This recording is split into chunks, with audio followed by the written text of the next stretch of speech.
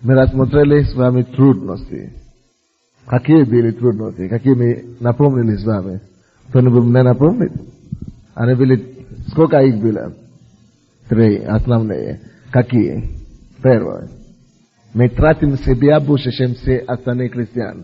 Мы больше себя тратим. Мы говорили, что многие люди не хотят жертвовать. Но поэтому мы называем себя служители Иисуса Христа. Мы служители, потому что мы приняли добровольное решение, что благодаря тому, что Бог делает для нас, мы хотим отдать себе на служение другому. Второе. Больше атаки и нападения со стороны сатаны руководителям. Если вы видите церковь или группу, если там есть глава, дьявол, конечно, больше интересован, чтобы отрубить голову. Когда он это сделает, он знает, что тело бесполезно без головы. Амин. Поэтому, как лидер, или как лидеры, есть центр атаки, есть на вас больше всего направлена атаки дьявола. Поэтому мы, как верующие, мы с вами должны понять, что если на наших братьев и сестер такие семейные, такие масштабные, такие всесторонние атаки на наших лидеров, то нам не надо помогать дьяволу в этом деле. Нам не надо добавить свои атаки к атакам дьявола, правда? Поэтому очень некорректно, когда мы, как христиане, критикуем наших лидеров. Мы можем их поправлять, мы можем им советовать. Но мы верующие, мы не призваны быть судьями или критиками. Амин. Потому что без нас у них слишком много атак от дьявола. Без нас у них слишком много искушений, слишком много нападки, которые вы можете даже себя не представить. И вы видите их, что они выходят на сцену всякий раз, но потому что они лежат, вы не замечаете атаки. Но вы тоже не захотите, чтобы они лежали. Аллилуйя. Короче, мы не нападаем, это дьявол нападает. Слава Богу. Если мы нападаем вообще, мы нападаем только на одного личность, на дьявола самого. Аминь. И третья какая была? Да, неблагодарность и отвержение. Вы служите человеку, вместо чтобы он руками и ногами тебя восприняли. Он, наоборот, делает вам еще хуже, чем кому-то постороннего. Но жизнь такая, что поделаешь. Слава Богу за неблагодарность от человека, потому что за это стоит благодарность от Бога. Аллилуйя. Ну что ж, на этот раз мы приходим к более серьезной такой теме. Нет, конечно, трудности были, наверное, намного серьезные. Но сегодня мы посмотрим опасности духовного руководителя. Вы видите, быть лидером такой церкви, как нашей большой церкви, это быть сильным. Поэтому Бог мне направил начать эти лидерские курсы. Потому что мы не всегда будем с вами, чтобы тратить время с вами каждое время. И быть лидером это значит, чтобы каждый лидер быть сильным, достаточно сильным, чтобы выстоять за себя и нести еще бремя других людей. Аминь. Допустим, я разговаривал с одним человеком, он говорил, нашей церкви очень трудно выжить. Самые трудные, самые сильные выживают. Хорошая церковь, очень за бизнес. Но я помню, когда год назад нас было 50 человек, что тогда было очень так легко, на каждого обращал внимание, так ласково. Но теперь тебе придется самому это делать другому человеку. И себе так же. Ты сами сильные проще выдерживать. Поэтому в такой церкви надо, чтобы хотя бы лидеры быть сильными. Аминь. И мы заинтересованы, чтобы вы были сильны. Я верю, что если вы будете не только слушателями слова, но и делателями, то Господь укрепит вашего внутреннего человека, и вы будете сильны в Господе и Его благодати во имя Иисуса. Опасности духовного руководителя. Первая опасность, которую я бы хотел смотреть сегодня, это опасность одиночества. Есть такая опасность. Опасность это не то же самое, как трудность. Амен. Трудност – это то, что естественно бывает. Опасность – это то, что грозит, это то, что возможно случится, это то, что возможно, то, что возможно, но пойдет против руководителя. Это опасность. Ты можешь остерегаться от этого, ты можешь уйти от этого, и это не обязательно, что каждый лидер проходит через это, но эта опасность существует. И если мы будем знать, что эта опасность существует, мы должны контролировать себя. Это опасность очень серьезная. Это опасность одиночества.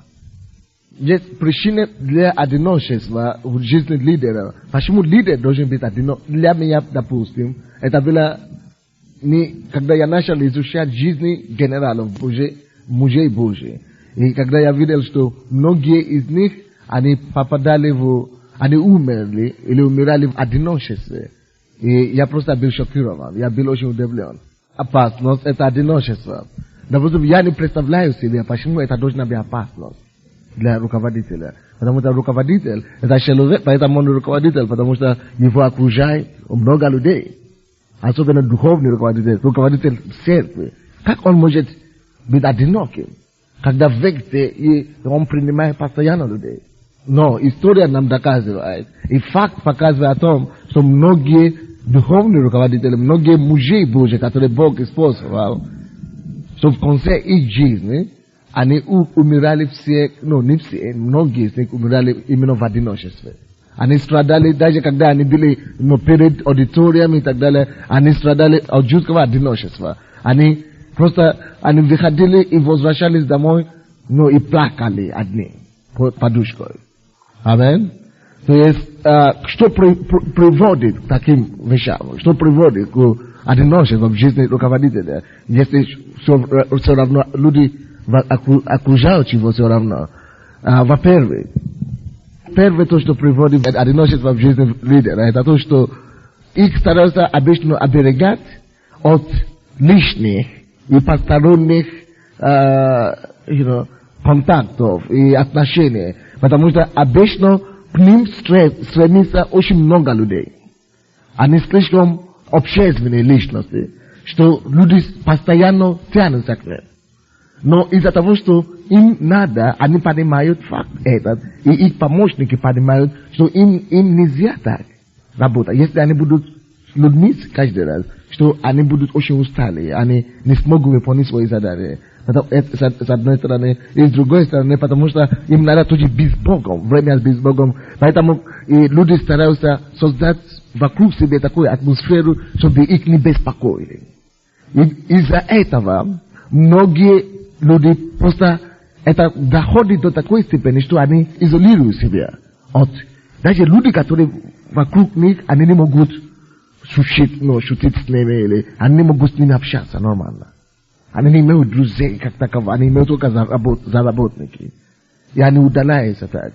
И да, есть опасность в том, что люди очень часто, когда ты это с одной стороны, но с другой стороны, почему они еще ставят людей подальше от себя? Потому что когда ты начинаешь быть близко к человеку, слишком близко к человеку, да, они начинают, есть такое поговорка по-английски, что близость приводит к пренебрежению, как бы. Мысли такое. То есть, знакомство близко, слишком близко знакомство приводит к тому, что ты начинаешь терять авторитет. Короче, люди начинают к тебе относиться не как помазаннику, да, а понебратство. Вот. И из-за этой причины многие из них тоже стараются остаться в сторону. Но это факт, который является, но то, что опасность, которая там существует, которой лидеры часто не обращают внимание, это то, что это приводит к одиночеству в жизни. Даже одиночество от своей семьи, потому что их семья, они тоже обычно слишком заняты в церкви, а он приходит поздно и так далее. Он просто отпущен от всей семьи даже. И это в таком одиночестве просто очень... Допустим, я вам дам такой пример.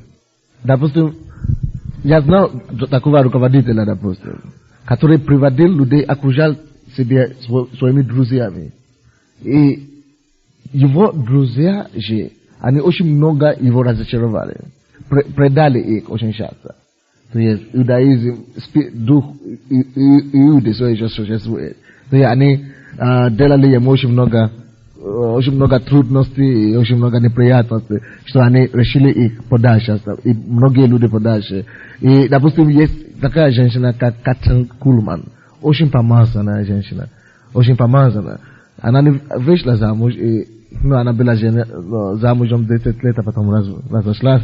Но в нашем поколении, в 20 веке, наверное, нету человека, который был используемый Богом, как она. Нету у кого было больше помазания, чем у этого Катрина Кулмана. Но она приходит в собрание, и очень часто она работает очень много, 16 часов, но остальные времена, это время, она отец знает Духа Святого, но она чувствовала постоянный горечь от одиночества. И когда она умерла в возрасте 69 или 67, люди сказали, что одна из причин, потому что она была одинокая. И многие. Есть такой человек, Александр Боуи. Он тоже умер от одиночества. Есть Александр Джелек. Эти все люди были покинуты. Потому что они слишком себе отделяли, слишком много. Допустим, у меня были такие ситуации здесь. То многие люди, которые я начинал быть близко, они начинают, хорошо себя проявить. И я помню, что подошли ко мне некоторые лидеры, я говорю, что, может быть, нужно просто поставить эти люди подальше. Но я уже помню истории с этими людьми.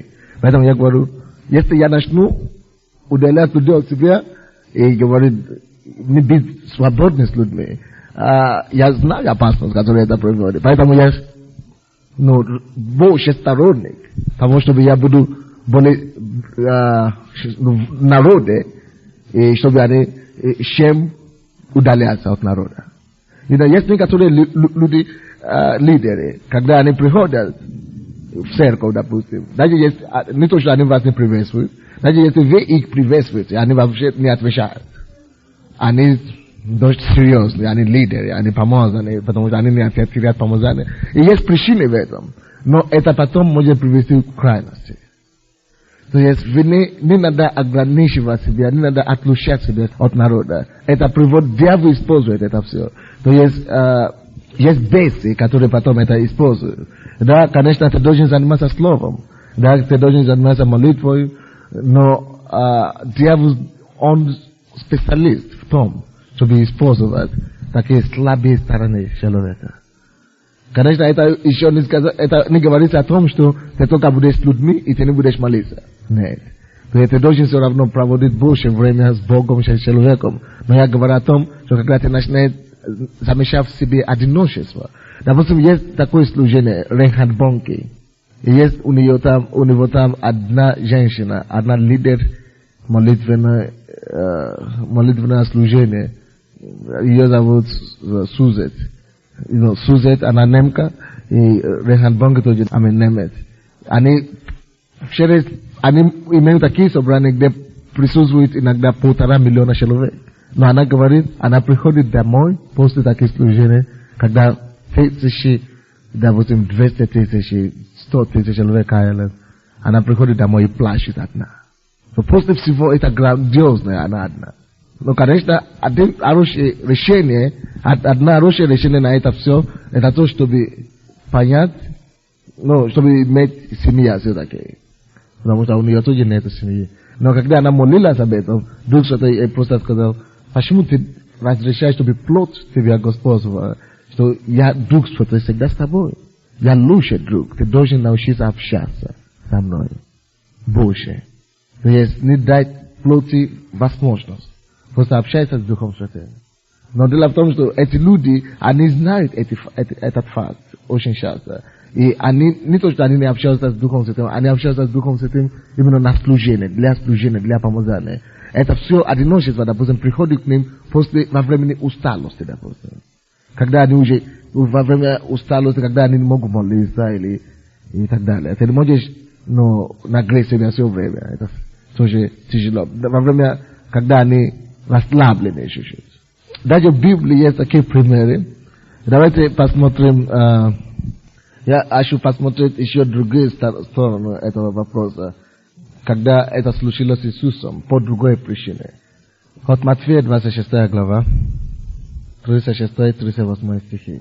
Допустим, есть один проповедник, который умер, в конце концов, от алкоголя. Он умер алкоголиком. Допустим, я вам скажу, как это случилось.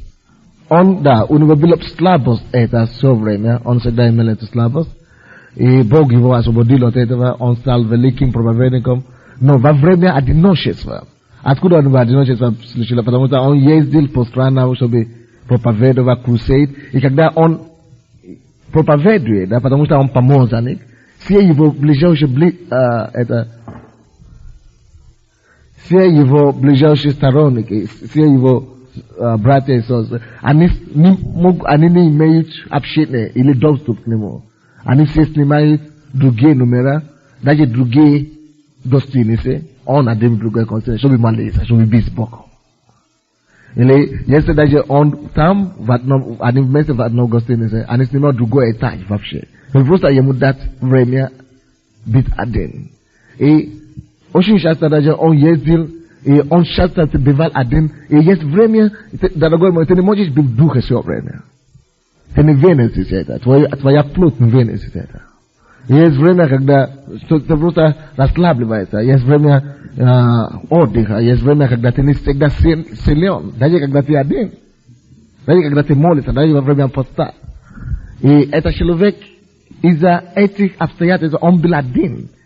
И он не жаловался, он думал, что ему помогают, чтобы люди ему не мешали и так далее. Короче, он не знал, когда дьявол толкал его, он начал пить.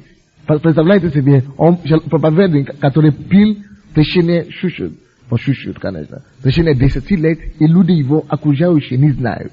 Почему они не знают? Потому что они создали ему эту ситуацию одиночества. То есть они думали, что они ему помогают, но на самом деле, этот дьявол уже его ловил давно, они даже не знают об этом. И это дошло до такой степени, что он начал приходить на его крусейд, на его собрание пьяным. Потому что одиночество было. Есть многие проповедники, которые начали падать в грехи, допустим, прелюбодеяния и так далее, в гостинице и так далее, потому что их поселили один и так далее. И разные ситуации бывают. То есть вы должны быть осторожны от того, чтобы быть слишком духовно. Это потому что то, что приводит к этим вещам, это супер духовно. Или мы хотим быть очень помазаны с Богом, я ищу быть с Богом все время, я ищу. Надо всегда иметь лучше, конечно, всегда иметь люди вокруг тебя.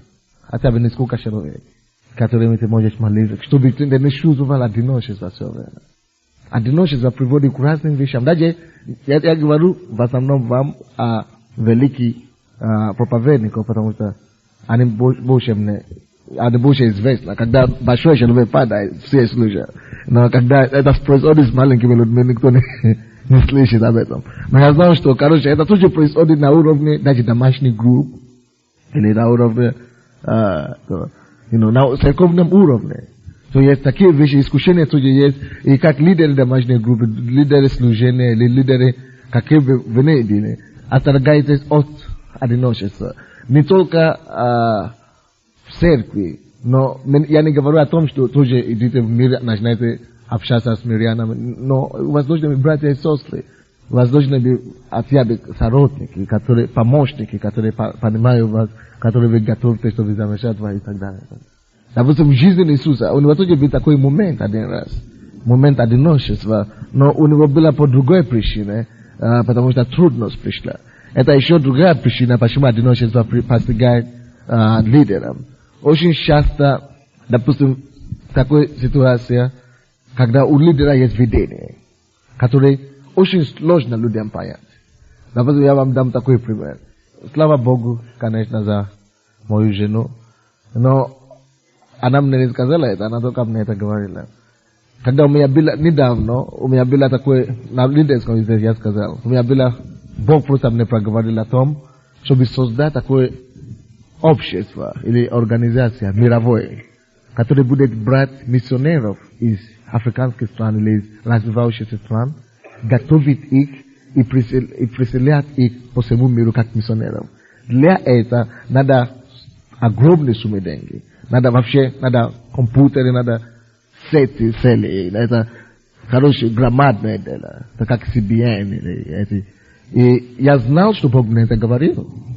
И я говорю, что я начну работать в этом направлении. Но моя жена ничего не говорила. Она говорит, слава Богу. Но есть некоторые видения, которые слишком большие для понимания людей, которые окружают лидера. Лидер говорит это, а его люди говорят, зачем нам, мы даже еще, здесь еще не, что, Украина уже спасена или что ли? Значит, Киев еще не спасен, а он идет по всему миру, понимаете? То есть, они не всегда понимают, что зачем ты взять миссионеру, нету кому это делать, это другое. Может, на Запад, они же ближе к себе. То есть, мы не знаем, почему Бог делает, что Он делает. И обычно, когда лидеры приносят какое-то видение, это видение может казаться слишком громадным или слишком большим для его окружения. И когда его окружение не понимает его, допустим, когда я говорил это видение, оказывается, что моя жена она не поняла, она не верила этому, короче. Она говорит, вау, это слишком много. Но она мне не говорила это, она просто говорит, слава Богу.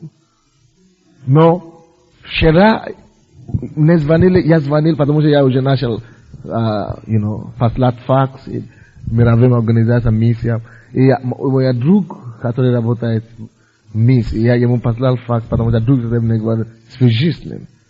И я ему говорил, рассказал об этом видении, потому что они работают в этом направлении. И он мне говорил, ты знаешь, я сейчас знаю, что ты точно слышишь от Бога. Потому что Бог только что судьи сами нам говорил в Америке. И что Он говорил это нам, Он говорил, а он американец, но Он говорил, что Бог говорил это еще другим миссионерам, африканским миссионерам в Америке. И что они уже соединили, чтобы работать в этом направлении. И что Бог это тебе говорил. И теперь они сейчас еще раз мне звонили, что приехать, они все встретятся и приехать сюда, чтобы обсудить, как это двигаться и так далее. Но когда босс слышала это, она сказала, да. А когда я это слышал, она только тогда мне сказала, что, а я думала, то есть это просто пример такой. И, короче, такие вещи всегда бывают. И люди вокруг него не понимают чего. Вроде бы они с ним, но они уже давно не с ним. Уже нету одно направление и так далее. И он не может найти единство с ними. Это уже одиночество получается. Он уже начинает, вместо чтобы все молились за одну цель, они молятся за свои вещи, которые они верят, что возможно. Он, получается, один пробивает это все. А если в духовном мире это уже один, все, физически это уже дело времени. Вы поняли? Поэтому если вы лидеры домашней группы или какие-то группы, будьте в единстве с вашими людьми. В вашем видении, в вашем направлении. И есть некоторые лидеры, которые делают такие вещи, что их сторонники должны быть против них. Все против него. Если ты уже один в духовном мире, ты уже стал одиноким, все. В физическом очень быстро это осуществится. Допустим, посмотрим жизнь Иисуса, как это было. От Матфея 26. 36 стиха по 38. Потом приходит с ними Иисус на место, называемое Гефсимания, и говорит ученикам, посидите тут, пока я пойду, помолюсь там. И взяв с собой Петра и обоих сыновей Завидеевых, начал скорбеть и тосковать. Тогда говорит им Иисус, душа моя скорбит смертельно, побудьте здесь и бодрствуйте со мною. И отошедший немного, пал на лицо свое, молился и говорил, Отче мой, если возможно, да минует меня чаша эта, прошу, не как я хочу, но как ты. И приходит к ученикам и находит их спящими. И говорит Петру, так ли не могли вы один час бодрствовать со мной? Бодрствуйте и молитесь, чтобы не впасть в искушение. Дух бодр, плоть же немощна. Еще раз, дальше мы считаем, 42. Еще отошедший в другой раз, молился, говоря, Отче мой, если не может чаша это миновать меня, чтобы мне не пить ее, да будет воля Твоя. И пришед, находит их опять спящими, ибо у них глаза отяжелели. И оставив их, отошел опять и помолился в третий раз, сказав то же слово. Тогда приходит к ученикам своим и говорит: вы еще спите и почивайте. Вот приблизится час, и Сын Человеческий предается в руки грешников. Посмотрите, пожалуйста, целое событие, которое разворачивалось до ареста Иисуса Христа, до его захвата. Он выбрал из его учеников самых верных, самых сильных, чтобы побыть с ним и бодрствовали с ним, и поддерживали его морально и духовно, также в молитве. Вы видите, что случилось? Это была слишком большая задача для этих даже учеников, которые считаются самыми верными. Это была слишком большая задача для них. И когда они пришли на место испытания, Иисус остался один. Они спали, вместо чтобы молились вместе с ним. Они не могли потянуть это видение. Божье Иисуса призвание и ожидание Иисуса сейчас, о чем Иисус уже молится сейчас, его бремя сейчас уже было слишком большое для остальных учеников. Поэтому он приходит первый раз, они уже спят. Вместо чтобы они поддерживали его, они спят. Представляете себе, какое одиночество это в духовном мире? Они все должны были молиться, а они не молятся. Он копает один. Он чувствовал это в духовном мире, что это слишком давит на него. И он пришел. Он говорит, что вот почему. Оказывается, что эти ребята просто спят. Он разбудили. Дорогие, поддерживай, я прошу вас, помогите мне. Он пошел опять молиться. И ребята опять уснули. То есть это говорит нам, эта картина говорит нам что-то. Видите, последний раз, когда Иисус уже пришел, он уже говорит им, что вы еще спите. Хорошо. Уже, раз вы спите, теперь уже пришел час Сыну Человеческому уйти, быть арестован. Видите, это уже конец. Ему не помогли, и ничего не помогло. Аллилуйя. То есть, дорогие мои, давайте будем знать это, что одно из причин, которые так толкает людей, лидеров, это как бы естественные причины. К одиночеству. Это когда люди, которые окружают его, не могут понять его видение. Когда они не могут видеть, как он видит. Когда они не могут знать, почему он это делает. И в таком случае, что лучше делать, что нужно делать, надо просто сесть и поговорить. И поэтому, как лидер этой церкви, если вы что-то не понимаете из тех вещей, которые мы делаем, вместо чтобы выйти из единства, вместо того, чтобы не поддерживать молитвенно, чтобы молиться за это дело и так далее, если вы не понимаете это, вы чувствуете, что я не могу молиться об этом, вы просто подойдите к руководству церкви и говорите об этом. Лучше, чтобы лидер не рассчитывался на вас, чем он думает, что вы держите пост, а вас уже давно там нету. Лучше просто открыть, говорить, что я не понимаю это видение, я не могу двигаться в этом направлении. Тогда он будет знать, как ему найти выход. Аминь. Но если вы дали ваше слово, и относитесь к вашим тоже помощникам таким же образом, если вы уже дали ваше слово, вы должны быть верны до конца. Аллилуйя. Так, давайте откроем Филиппийцам 4 глава, 15 по 17 стихи. Вы знаете, филиппийцы, что в начале благовествования, когда я вышел из Македонии, ни одна церковь не оказала мне участия, подаянием и приятием, кроме вас одних. Вы и в Фессалонику и раз и два присылали мне на нужду. Говорю это не потому, чтобы я искал даяние, но ищу плода, умножающегося пользу вашу. Заметьте, что Павел говорит. Он говорит, что вы знаете, филиппийцы, что в начале благовествования, когда я вышел из Македонии, ни одна церковь не оказала мне участие, подаяние и приятие. Оказывается, что Павел, который проповедует, который имеет помазание, который делает великие дела для Бога, оказывается, что у него были финансовые проблемы, очень ужасные финансовые положения. Он начинал очень много церквей до этого. И эти сердца есть деньги. Но они никто из них не видел это. Потому что они не были близко к нему насколько, кроме этих филиппийцев, которые видели его нужду и дали ему. Не то, что эти люди не хотели бы это делать, но они не видели эту нужду. Они думали, что, если он проповедник, у него все есть. То ему не надо помощь. Очень многие приходят к вам в домашние группы или ваши служения, они думают, это же лидер. У него все должно быть. У них дома есть лишние картошки, лишние рис, лишние вещи. Но они даже не считают, что это нужно брать с собой. Потому что они думают, если это человек, лидер, тогда все в порядке. У него все должно быть. А вы, конечно, каждый раз приглашаете на чай, слава Богу, улыбаетесь, тогда, это человек всегда улыбается, слава Богу, значит, все хорошо.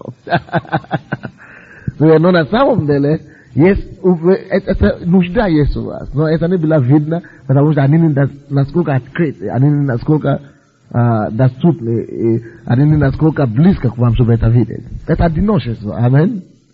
Это одиночество, потому что, допустим, в этом случае, я думаю, что Павел был слишком занятым его видением, он был слишком занятым реализацией того, что Бог ему показал, и что у него не было времени, терять время или общаться постоянно или быть с кем-то. Но слава Богу, что филиппийцы увидели и дали ему их подаяние. Я думаю, что решение для этого, лидеры, послушайте, пожалуйста, я советую вас, я думаю, что однажды я буду проповедовать об этом в сердце, что лучше, чтобы каждый из нас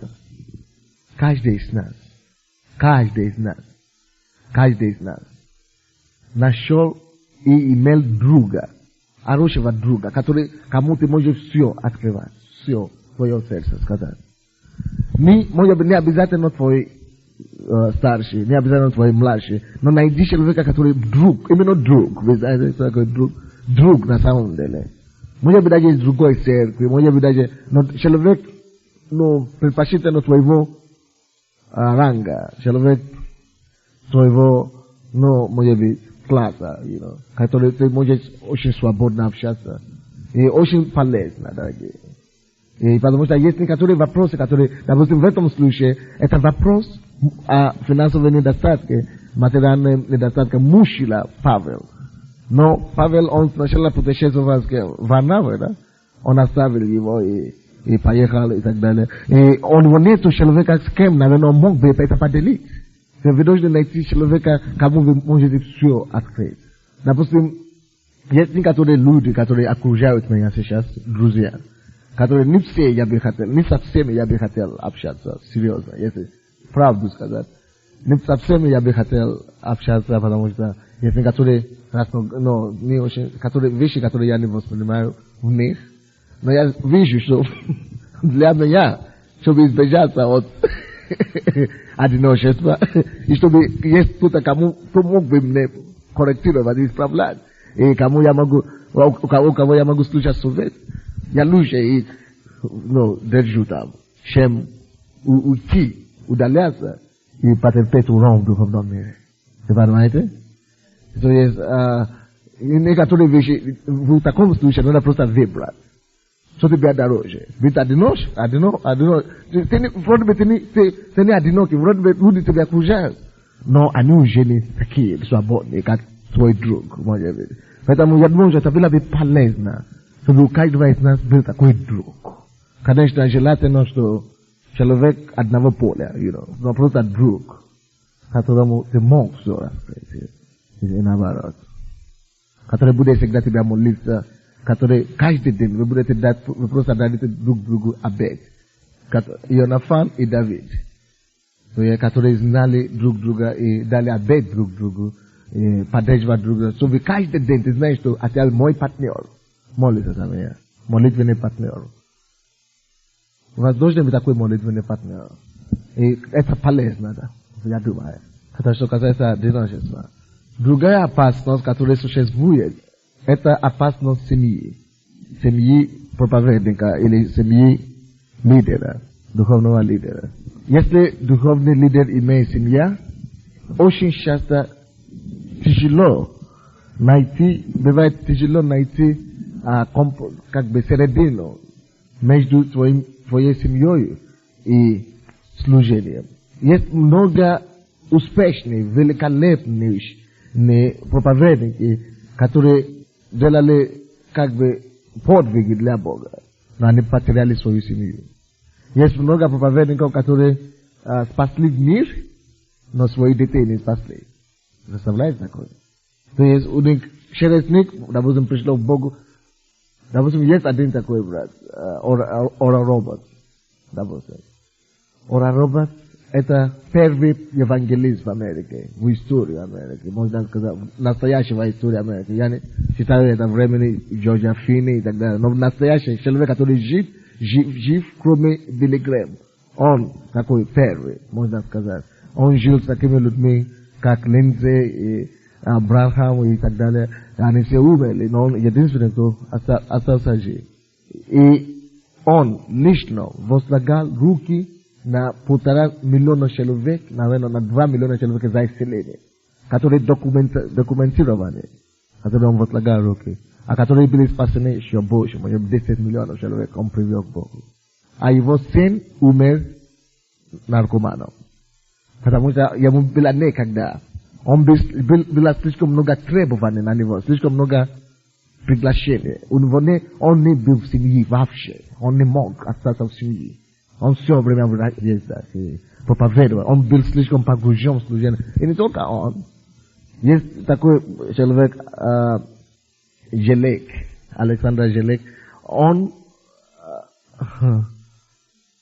допустим, он был таким мужем веры, таким великим, что даже некоторые думают, что он был больше, чем Смит Уигглсворта. Насколько он был великим мужем Божьим. Но когда он умирал, остался с ним только его жена.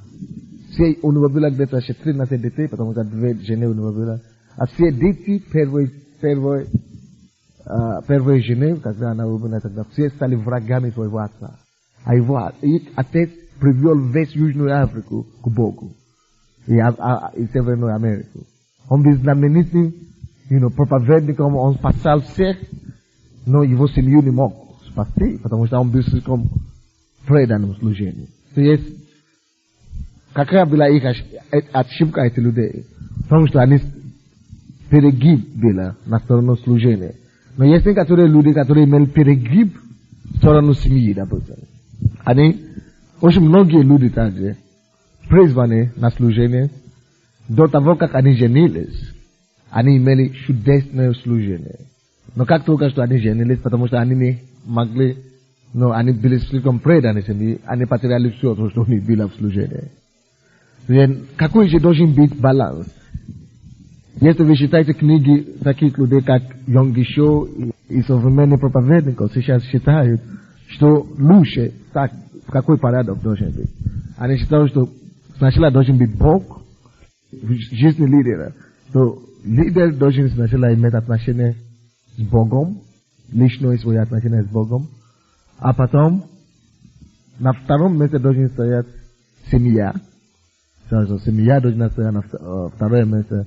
И на третье место должно стоять его служение, церковь или что-то. То есть сначала на первом месте стоит его личное отношение с Богом, а потом с семьей. Только на третьем отношение церковь или его служение, которое у него есть. Ну что ж, да, вроде бы это оптимально, это очень много помогает многим людям.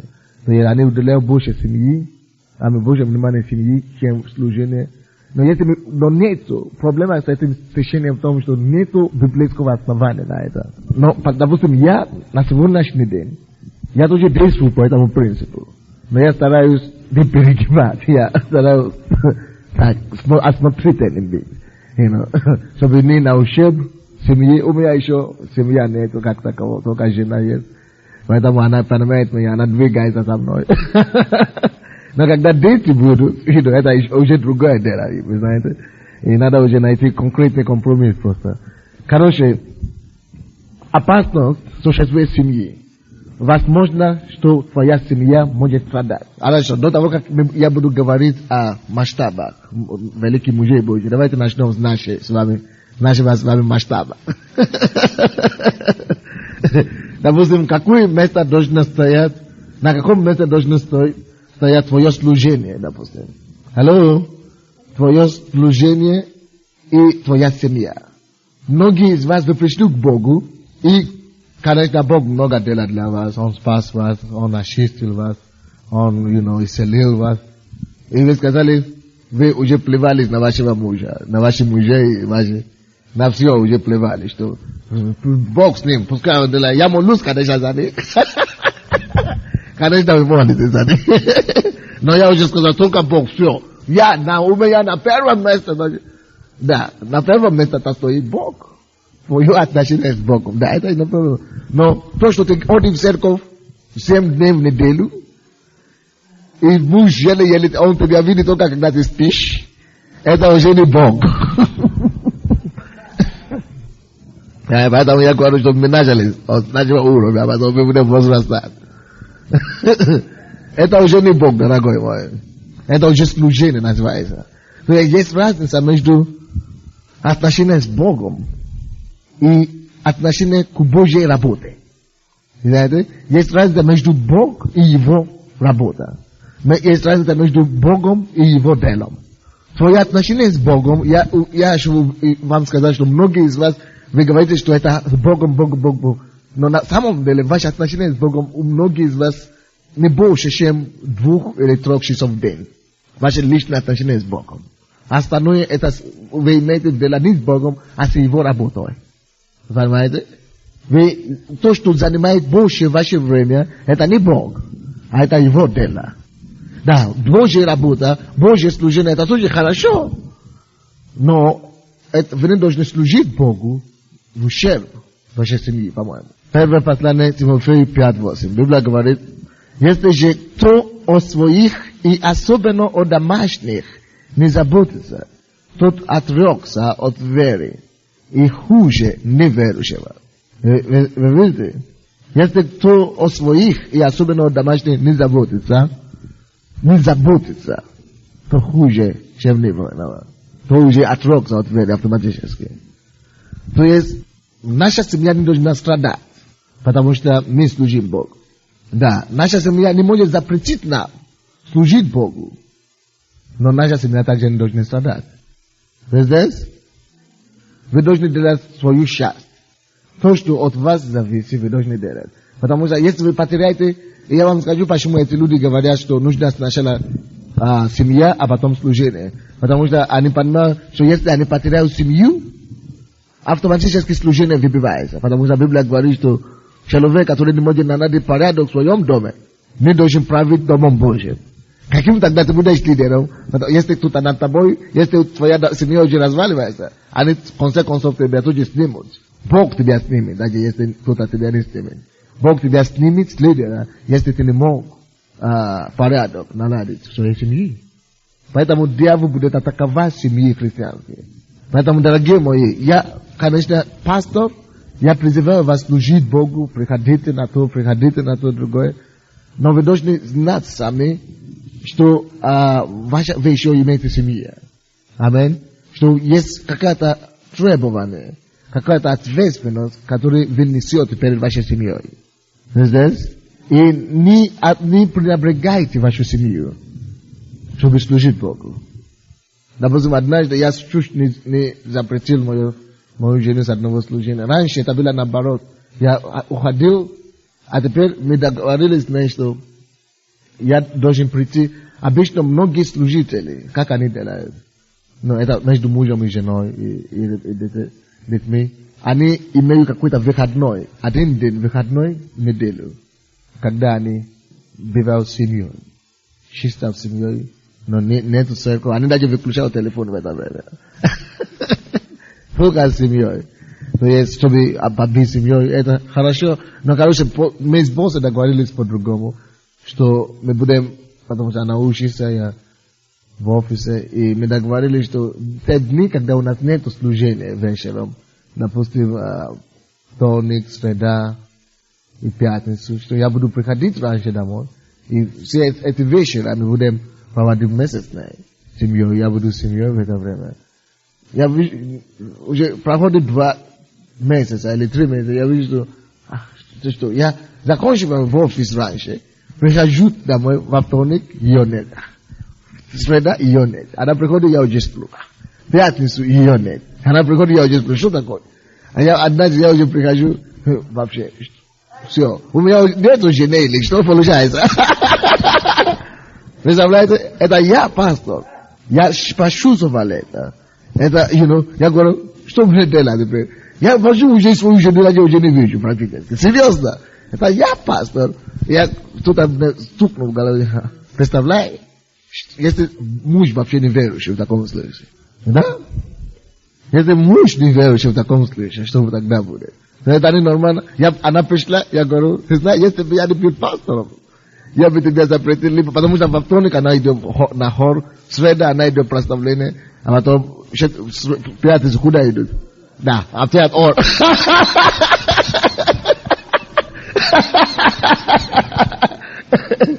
Да, представляешь? А воскресенье, естественно, нет времени, потому что с утра до вечера. А субботу мы спали до вечера, а потом я иду либо в бизнес-клуб или куда-то. Понимаете? Поэтому я говорю, если бы я не был пастором, я бы тебя запретил либо от ора, либо от прославления. Потому что надо же быть дома какой-то день, наконец-то. В конце концов. Но мы постараемся решить эту проблему по-другому. Но это нужно решать. Тебе не надо перегрузить себе работу в церкви. Не надо слишком много нахватать слишком много служения, что у тебя нету потом времени для своей семьи. 1-2 служения в церкви, слава Богу. Это тебя не оторвать. Но если ты один, с ребенком или просто один или одна, слава Богу, делай, что ты хочешь. Ты распоряжаешься своим временем. Поэтому Павел и говорит, что человек не женат, что лучше не быть не женатым, чем женатым. Потому что если ты хочешь служить Богу, лучше быть свободным. Потому что если ты имеешь, когда ты уже женат, ты, получается, уже имеешь ответственность. Но, конечно, тебе лучше жениться, если твоя плоть не выдержит. Аллилуйя. Короче, это то, что касается нас. Давайте мы будем проводить эту область нашей жизни в порядок. Хорошо? Давайте посмотрим Евангелие от Матфея. Евангелие от Матфея, 12, 46 по 50 стих. Люди, которые начали удалять слишком много внимания тому, что нужно семьи сначала удалить внимание, а потом служение. Это не очень балансировано. Они пренебрегают этот факт, который мы хотим считать. Они не обращают должное внимание на это, что Иисус это говорил. Они не ловят, как будто они это не видят. Допустим, когда вы читаете книгу «То же самое Йонгишо», он не упоминает это место. Но мы помним, что, конечно, Иисус Христос, то, что Он говорит, не подлежит вообще вопросу. Это есть основание всей нашей вероучения. 46 стиха по... Когда же Он еще говорил к народу, мать и братья Его стояли вне дома, желая говорить с Ним. И некто сказал Ему, вот мать моя и братья Твои стоят вне, желая говорить с Тобой. Он же сказал в ответ, говорившему, кто мать моя и кто братья мои. И, указав рукою своей на учеников своих, сказал, вот мать моя и братья мои. Ибо кто верует, кто будет исполнять волю Отца моего Небесного, тот мне брат и сестра и мать. Иисус говорит, допустим, кого Иисус называет своей семьей? Христианская. То Иисус ставит, получается, на первом месте вещи, семья, духовная семья, чем физическая семья. Вы представляете себя? Это именно такая расценка идет у Иисуса. И как вы думаете по этому месту? Вы думаете, что это случайно случилось так? Или специально просто, только, может быть, случайно случилось, что его родственники пришли, его семья пришла? Это не случайно. Это основание. Иисус этим случаем хотел сказать, именно учить учеников что-то, какую-то истину. Он хочет учить them какую-то доктрину. о том, что духовная семья все равно, родство, наше родство с вами, я более близко к вам, чем любой моей семьи, членом моей семьи. Потому что после смерти мы с вами продолжим быть семьей одной. Но они, уже все оторвались, если они не будут верующие. Поэтому единственный способ, как моя семья может иметь такое же право, как вы имеете со мной, это если моя семья тоже будет верующая. А то по-любому получается, что все равно вы, духовная семья, более сильная, имеет больше близость получается. Но понимаете, что то же самое Библия говорит, что не заботиться о домашней своей. Противоречие, да? Молодец. Теперь давайте посмотрим. Да, молодец. Хороший вопрос. Теперь давайте посмотрим вопрос о противоречии. Теперь, с одной стороны, Иисус говорит, моя семья, это есть те, которые исполняют волю Бога Отца. А с другой стороны, говорит, кто не заботится о своей семье, то уже вообще не верующий. Ну что ж, противоречие? На первый взгляд, может быть, да. Но на самом деле я тут не вижу противоречия. То же самое. Это то же самое, как Иисус говорит. Но я не вижу в этом все противоречие. Да, это две стороны, но все еще одна медаль. Поэтому это не противоречие, дорогие мои. Допустим, если кто говорит, что я верующий, так? Но для меня, моя семья стоит на первом месте. Не церковь, только семья. Моя семья стоит на первом месте. Это значит, его семья таким образом может очень быстро превратиться в, знаете, чего? В идол. Есть такие, я вам скажу. Есть некоторые, которые вообще живут только ради семьи. Серьезно. Может быть, мужа. Они, насколько они чуть уже не поклоняются этим. Семья, семейная ценность, семья, для меня, это я семейный человек. Конечно, неплохо быть семейный человек. Но, Библия говорит, что когда ты спасен, ты знаешь, что у тебя есть семья по плоти, но у тебя тоже есть семья по духу. Амин. Но если ты хороший семенин по духу, если ты хороший семенин по духу, ты будешь исполнять волю Бога Отца.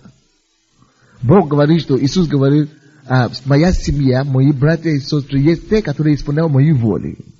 А что написано, что такое его воля? Это его слово, правда? А если вы действительно есть, допустим, вы выбрали Бога, и вы сказали, что вот, я выбрал семейное единство, прежде всего. Это значит, вы поставили на первом месте церковь, так? Если Иисус говорит, если вы поставили на первом месте, есть мои братья и сестры, есть те, которые исполняют волю мою, Отца моего Небесного. А это значит, исполняют его слово. А что его слово говорит? Его слово говорит о том, что если вы действительно искренне верующие, вы будете заботиться также о вашей плотской семье. Вы видите баланс. Вы будете любить Бога так сильно, но христианин, это будет ваш характер, это будет ваша обязанность заботиться о вашей семье, земной земле. Это не противоречие. Потому что ваша любовь к Богу, ваша преданность Богу будет составлять вас. Вы будете видеть еще больше вашу ответственность перед вашей земной. Это не ожесточение к земной семье, а это еще большая способность любить свою семью еще больше, Божьей любовью на этот раз. Вы понимаете, почему не противоречие? То есть человек, наоборот, не может говорить, хорошо, я верую в Бога, я только семейная, духовная семья признаю, и в это время он говорит, что я верующий, а его семья и его дети голодают. Представляете такое? Это он не верующий, получается, потому что он не исполняет слова элементарное, слова Божие. Заботиться о близких, даже близких. Тем более, первый твой близкий, это твоя семья. А наоборот, если человек говорит, что я только семейный человек и служение потом, когда я смогу. Но это тоже другая крайность. Он тоже не исполняет слова Божие. Поэтому я все-таки думаю, что то, что Иисус говорит, все равно имеет вес, Божий вес. Потому что если ты будешь любить Бога Божия, если ты будешь любить служение Богу Божию, то ты будешь знать, что это твоя естественная ответственность заботиться о твоей семье. Как вы думаете? Я не знаю, если я мог передать вам то, что я чувствую. Но это к такому выводу я пришел, короче. Я не думал, что есть оружие христианин, который не заботится о своей семье. Но, допустим, в случае этих проповедников, да? Что случилось с ними? Поэтому давайте придем к ним. Дело в том, что они были насколько преданы служению. Это тоже упущение. Что они сказали, мы оставили детей с женой. То пускай мама заботится, воспитывает детей. А мы посвятили себя служению. Забывая о том, что и мама тоже нуждается в заботе. И в любви тоже. Алло? Она сама нуждается в тебе как мужа. Это перегиб такой есть, получается. Это есть другой такой вопрос, если кто не слышал. Он говорит, кто оставляет семью, отца и матери, ради Евангелия, тот получит 100 раз больше. Вот. В чем он говорит, это получается, что Иисус дает разрешение на то, чтобы оставить родителей, только чтобы получить 100 раз больше. Но видите, если вы будете читать предусловие, всю эту историю, вы поймете, что это не то, что Иисус тоже говорит. А что Иисус тоже говорит в этом случае? Иисус говорит, как раз до этого времени, Он говорит, что я принес мир, не мир. Я принес мир меч.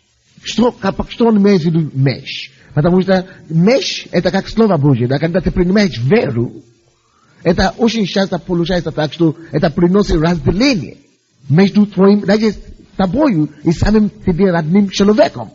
Твоя мама или твой муж, когда ты принимаешь веру, потому что это ты переходишь из царства тьмы в другое царство вообще. Человек, который не спасается, он не понимает это. Он просто стал твоим противником полностью. В этом случае Слово Божье уже стал как бы камни преткновения, да. Это получается меч в этом случае. Разделил между вами. И если в этом случае твоя вера, из-за твоей веры, ты отказался, лишенный от твоей семьи, то ты вынужден оставить твою семью. Ты вынужден потерять твою семью. Потому что ты принял веру. Если так с тобой произойдет, то ты получишь еще 100 раз больше. Вы поняли? Не то, что если ты хочешь получить больше 100 раз, тогда оставь свою семью. Нет, это жестокость. Бог не жестокий Бог. Вы понимаете? Но есть такие случаи, когда Евангелие становится камнем преткновения, когда получается как бы меч. Когда они даже не хотят тебя принять, они отказываются от тебя. Вот, потому что ты потерял этот урон, и ты пошел за Иисусом все равно, ты не выбрал семью. Ты не остался с семьей, и потому что они обычно что они делают? Или я, или свой Бог. И Бог говорит, если тебя так будет с тобой, то ты получишь 100 раз. Не бойся, что ты теряешь свою семью, или твоего мужа, или твоего брата. Ты получаешь все равно, несравненно больше. Аминь. Потому что очень часто так думают люди. So, либо я, либо Бог. Они думают, что они себя даже на одном уровне ставят себя с Богом. Понимаете? Либо я, либо Бог. Либо твой Бог. И в этом случае, если ты сможешь выбрать не его, потому что если ты выбираешь его, ты оставляешь Бога. Ты вообще теряешь все. Не только в этом мире, и во веки веков. Но если ты будешь достаточно мудрый, чтобы выбрать Бога, ты знаешь, что Бог тебе даст много матерей, церкви, много мужей, в церкви, не мужей, а папы, рядом. Много сыновей и так далее. Это как я. Когда я тут уверовал, мой папа говорит, либо ты выберешь, либо это фамилия, потому что он думает, что его фамилия это престижная фамилия. Либо это дом, это фамилия, либо твой Бог. Твоя церковь, он говорит. Твоя церковь. Потому что он тоже верующий считается. Либо твоя церковь, либо это дом, либо мой дом. Но я просто знал, мне надо выбрать Бога. Потом они, в этом случае, они в конце концов каются. И тоже служат этому же самому Богу, который они не хотели, чтобы ты служил. То есть это понятно тоже, да? Слава Богу. Но есть опасность все-таки в семье. В том, что, допустим, с этими людьми, как Ора Роберт и так далее, что они делали? Они думали, что он сам говорит об этом. Я слышал его интервью, он говорит об этом, что единственное то, что у меня есть сейчас, это один сын. Потому что у него еще есть другая женщина, дочка, которая была... Она умерла один день с мужем. Один день они умерли в авиакатастрофе. Но они были верующие. Но он знал, что потому что он не уделял первое место семье. Бог ему говорил, Бог мог бы ему уже сказать, но он не уделяет, он не мог это предоставить. Видите? И он говорит часто, что единственное, что у меня осталось, это сын, один сын. Еще есть. Еще одна дочка. Он говорит, сын. И я очень не желаю, чтобы молодые проповедники повторяли мои ошибки. И ошибки других, многих людей. То есть ваша семья не должна страдать, потому что вы верующие, или потому что вы слушаете Бога. Аминь. Это вторая опасность, которая есть. Третья опасность, которая есть. Вот. Это опасность со стороны критики. Опасность духовному руководителю, так? Со стороны критики. Я чуть-чуть говорил о критике, о том, что вообще-то я не понимал, когда верующие критикуют лидеров. Потому что у них достаточно много критиков. Достаточно сильный критик, клеветник. Дьявол есть клеветник, братья, Библия говорит, так? И он имеет слишком много нападений и атак против духовных руководителей.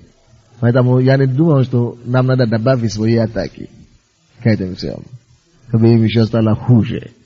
Но обычно атаки, которые более, и критики и так далее, которые более больно для духовных руководителей, это те атаки, которые идут от их братьев и сестер.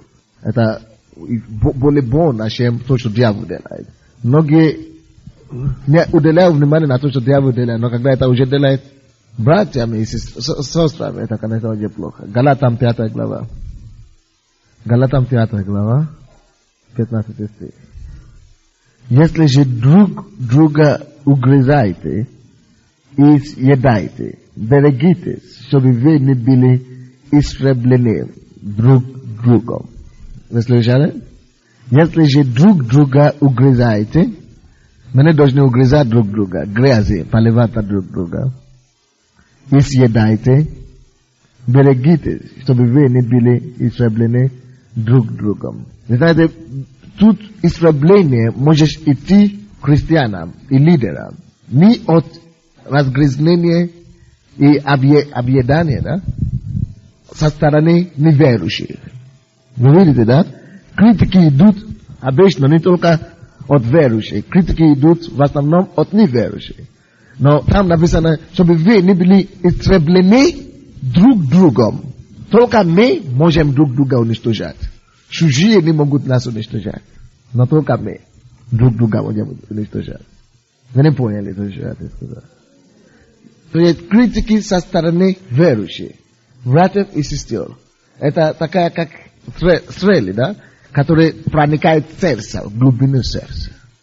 И она приносит более глубокие раны, чем другие стрелы, которые от врага. Потому что стрелы дьявольские, Библия говорит, что у нас есть щит веры, да, чтобы отражать всякие стрелы лукавые. Вот, это дьявольские стрелы, мы имеем щит веры.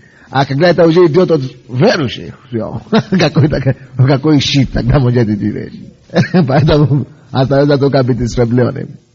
Поэтому Бог говорит, что не истребляйте друг друга. И очень многие люди не могут это вынести. Очень многие люди не могут вынести такие критики. Да, есть исправление, есть советы. И мы должны исправлять друг друга. Но мы не должны заниматься, критикой. В Америке, я знаю, есть некоторые проповедники, не только в Америке, по всему миру. Есть некоторые проповедники, которые строят все суд их проповеди, все время, это чтобы критиковать других людей. Они даже не проповедуют Слово Божие. Они ищут, что он делает неправильно, что тут делает неправильно.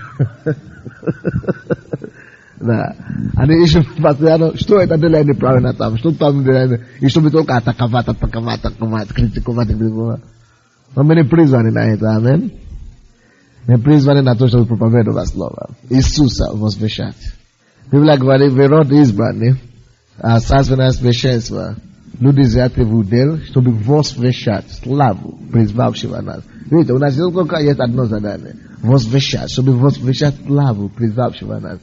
А то, что не возвещает славу Бога, забудьте об этом. Да, мы можем указать на ошибки людей и так далее, но мы не должны заниматься. Вы не представляете себе, насколько верующие для друг друга гадости. Вы просто не представляете себе. До такой степени, допустим, что люди нанимают в Америке частные детективы, проповедник против пастора, нанимают частные детективы, чтобы исследовать за жизнь друг друга. Да, чтобы грехи выявлять, а потом опубликовать это в газете. Вы не представляете? Ужасно. Просто не надо говорить некоторые вещи. Просто уму непостижимо, когда ты приходишь к Богу, наоборот, надо ему помочь скрывать это. Они пишут статьи о друг друге. Мирской газеты пишут статьи против друг друга. Потому что они хотят, чтобы их церковь была больше, чем, их церковь должна, моя церковь должна быть самая большая в городе, моя церковь должна быть самая авторитет, то есть основная. Из конкуренции. Из-за конкуренции люди падают. И вы знаете, когда это уже происходит, я вам скажу, они сами уже не знают, что происходит с ними. Потому что дьявол использует такие критики. Дьявол, они становятся одержимыми духом критики. И есть такие люди, они просто одержимы духом критики. Они не видят никогда ничего хорошего, ни у кого. Плохо. Ты не должен быть таким. Амин. Не будь одержимым духом критики. Твои слова должны нести людям назидание, ободрение и любви. Аллилуйя. Знаете, если ты видишь вещи, которые люди неправильно делают, старайся корректировать, поддерживать. Любовь все покрывает, Библия говорит. Амин. Любовь все покрывает. Аллилуйя. Аллилуйя. Но это факт. 1 Тимофея, давайте откроем. 5 глава. 19 стих. Первое послание Тимофею, 5:19. Обвинение на пресвитера не иначе принимай, как при 2 или 3 свидетелей. Пресвитеры, что это значит? Это значит, в принципе, пасторы или лидеры. Я благодарю Бога за это место Писания. Очень часто люди приходят, чтобы с обвинением, критикой, на адрес кого-то из лидеров. Когда они это говорят, они обычно говорят, не скажи никому, не скажи, что я пришел. Не надо, чтобы... Я просто прикрыт тебя, что это? Только между собой.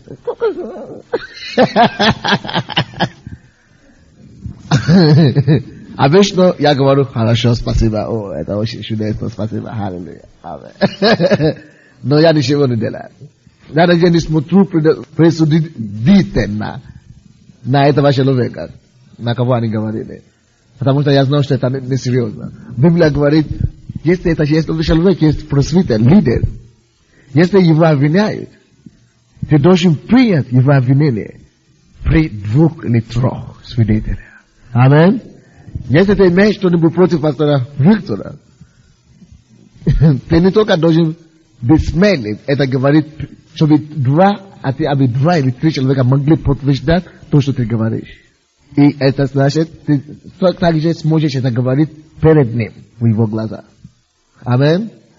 Бог говорит, это принцип, вы слушаете такие, да? Теперь, вы как лидеры, если вы слушаете что-нибудь о лидерах в этой церкви, Библия говорит, даже не принимай, если это не будет при 2 или 3 свидетелей, если это не будет подтверждаться несколькими людьми. Даже не слушай. Потому что вы знаете, что это порождает? Это все порождает сплетни, да. Это порождает сплетни, а потом церковь, вся церковь покрыта сплетнями. Откуда ты знаешь? Я слышал. Откуда ты знаешь? Я слышал. А источник этого, получается, только от одного источника все слышали. Поэтому ты должен это принимать от тех людей, свидетелей. Библия говорит, люди, которые это видели, очевидцы. Должно быть 2-3 человека, которые это знают. Ты говоришь, что я только один человек был там тогда, никто другой не был. Но для того, что если он это делает, он бы это уже делал не просто... Вы знаете, я вам скажу что-то. Если Бог очень раскрыть тайну или грех кого-то, да, Бог не раскрывает греха человека, когда он грешит один раз. Заметьте себе это. Бог никогда не обличает, он обличает его самого, но он не раскрывает грех человека другому человеку только после одного раза. Если Бог уже принял такое решение, чтобы вынести это на оружие, чтобы другому показать, это значит, этот человек уже живет в этом грехе. Это значит, это уже неоднократно. Так что, даже если то, что ты видел, ты один это видел, то, знаете что, он уже это делает уже несколько раз, другие уже успели тоже это видеть. Аминь. Поэтому Бог Библия говорит, что при двух или трех свидетелях принимать обвинение против просветления. Поняли? Так что нам не надо стрелять на друг друга, надо ободрять друг друга. Аллилуйя. Ну давайте пойдем дальше. Трудности, опасности и чего? И искушения духовного руководителя. Закончили опасность. Это я даю вам самое главное только, да? Я не говорю, это единственное, которое существует, но я даю вам только самое главное, особенно которые актуальны и которые могут относиться к нам.